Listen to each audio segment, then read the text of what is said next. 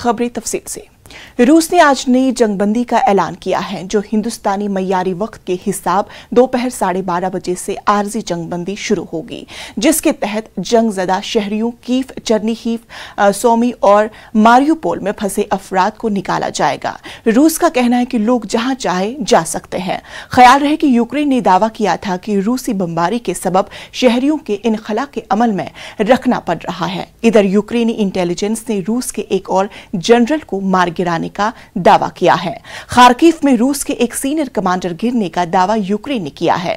बताया जाता है कि महलूक कमांडर का ताल्लुक रूस की 41वीं आर्मी से था। 13 दिनों से हमले जारी हैं।